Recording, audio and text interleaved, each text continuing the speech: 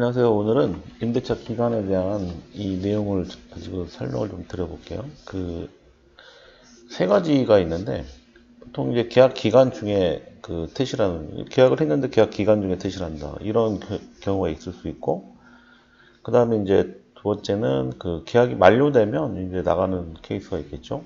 뭐, 두 가지 상황이 있을 수 있고, 그 다음에 이제 세 번째가 뭐냐면, 어, 계약이 만료가 됐는데 되기 전에 이제 법이 갱신을 하라고 돼 있는데 갱신을 하지 않았어요, 서로. 그걸 이제 묵시적 갱신이라고 표현하거든요. 묵시적 갱신에 대한 이제 사례가 있을 수 있어요. 그래서 이제 이 세 가지를 가지고 주택임대차보호법을 가지고 이제 설명을 좀 드리고, 그 다음에 분쟁이 생긴 걸 가지고 하나 또 설명을 드릴 거고, 그 다음에 최신 판례가 또 하나 있어요. 그래서 세 가지로 해서 오늘 설명을 드리도록 하겠습니다. 네, 그래서 이제 설명을 좀 드려볼게요. 임대차 기간에 대한 내용이 세 가지가 있는데, 주택임대차보호법이라는 게 있어요. 그래서 이제 주택임대차보호법을 잠깐 좀 보도록 하겠습니다. 어떤 내용이 있냐? 여기 임대차 기간 등이라는 내용이 나와요. 이게 보통 이제 임대차 계약을 진행할 때 보통 월세는 뭐 1년 하고, 그 다음에 전세는 2년으로 하고 뭐 보통 한단 말이에요. 그런데 이제 임대차 기간이라는 건 법에 명시가 돼 있어요. 그래서 기간을 정하지 아니하거나 2년 미만으로 정한 임대차는 그 기간을 2년으로 본다라고 돼 있죠. 근데 이제 이런 경우는 임차인은 2년 미만으로 정한 기간을 유효함을 주장할 수 있어요. 예를 들어서 월세 계약을 했는데 1년이에요. 1년 있다 나가겠다 그러면 1년으로 봅니다. 근데 이제 임대인이 그래도 주택임대차 보호법이 뭐 기간이 2년이니까 2년으로 하자. 이거 안 됩니다. 그래서 이제 요게 이제 요건이 있다라는 거. 그 다음에 이제 임대차 기간이 끝났어요. 그런데 새로운 임차인이 들어오지 않아요. 그럴 경우에 이제 임차인은 보증을 받아야지 나갈 수 있잖아요. 근데 이제 예를 들어서 보증을 못 받은 상태에서 나갈 수는 없는 거니까 보통 그런 경우에 뭐 임차권 등기 명령을 한다든지 뭐 보통 이제 그런 것들을 하긴 하는데, 예를 들어서 월세인 경우에는 임차인이 보증금을 다 받을 때까지는 임대차 관계가 뭐 존속되고 있다 이렇게 보는 거예요. 존속되고 있다라고 보는 겁니다. 그래서 이런 내용들이 좀 있어요. 자, 그래서 이제 법령은 이런 식으로 정해져 있고, 이거 이제 기간에 대한 규정은 신규나 갱신계약 불문하고 다 적용되는 겁니다. 이제 그렇게 보시면 되고, 단지 이제 임대차보호법이 이제 11조가 있는데, 중간에 보면은 이제 11조가 있는데, 한번 11조 한번 볼게요. 11조를 보면 일시 사용이 명백한 경우가 있어요. 그러니까 일시 사용이 그러니까 일시 사용을 하기 위한 임대차가 명백한 경우에는 적용하지 않는다. 이건 판례가 좀 있습니다. 그래서 임대인하고 임차인이 뭐 6개월 계약을 했다. 그럼 6개월 계약한 부분이 명백하게 인정되는 경우 구체적 사항들을 고려해서 판단을 하겠지만 법원에서. 근데 이러한 경우에는 주택임대차보호법이 적용되지 않습니다. 그러니까 이런 내용이 있다라는 내용. 그 다음에 이제 세 번째인데, 지금 이제 이제 계약 만료는 만료되기 전에, 묵시적 갱신이라는 표현을 잠깐 좀 설명을 좀 드릴게요. 이 묵시적 갱신에 대한 내용이 임대차보호법 6조에 나오죠.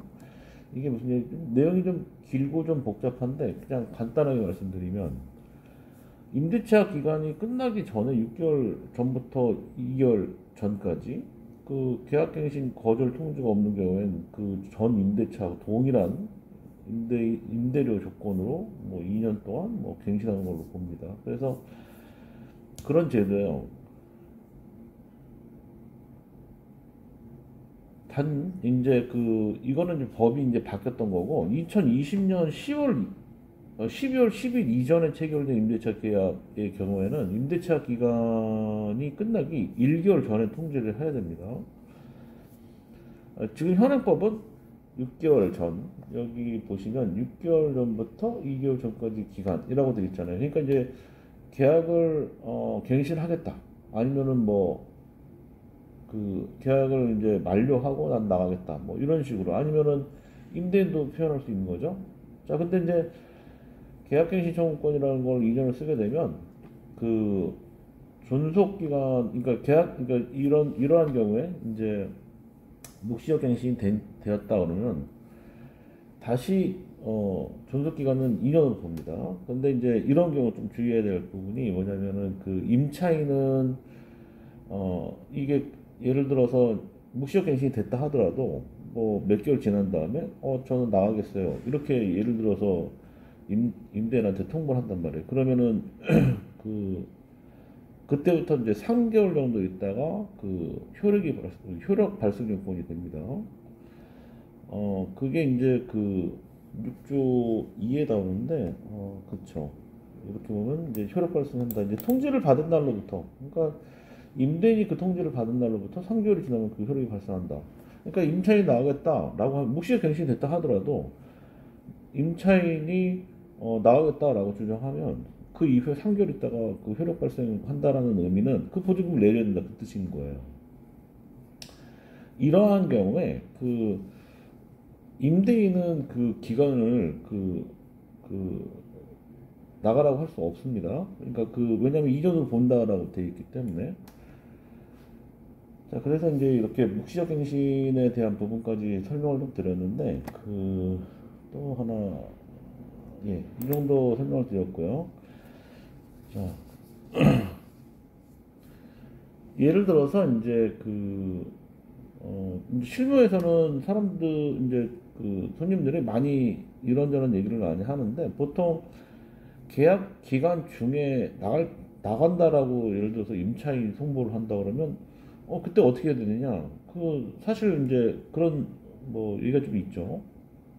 이런 경우는 계약 기간 중에는 새로운 임차인 맞춰주기 전까지는 계약이 유효한 거예요.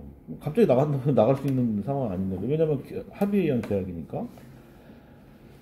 그런데 이제 예를 들어서 1년이라는 기간을 계약을 했는데 6개월 만에 나간다고. 그러면 임대인 입장에서는 부동산 수수료라든지 어떤 별도의 비용이 또 발생할 수 있잖아요. 그런 부분들을 임차인하고 합의를 해서 받는다든지 그렇게 하시면 되는 것 같아요. 그래서 계약 만료 전에 나가는 경우는 이제 그런 이제 내용들이 좀 있다는 얘기고, 물론 이제 법에선 그러한 경우에도 판례가 있습니다. 그것도 어떤 경우냐면은 이제 그런 경우도 이제 부동산 수수료는 임대인이 내게끔 돼 있어요. 그러니까 그 부분은 그 돈을 뭐 부동산 수수료를 임차인 네가 직접 내라 이렇게 부동산에 직접 내게끔 한다든지 하는 건 안 됩니다. 그래서 그런 부분들이 있다라는 내용들 좀 설명을 드렸고,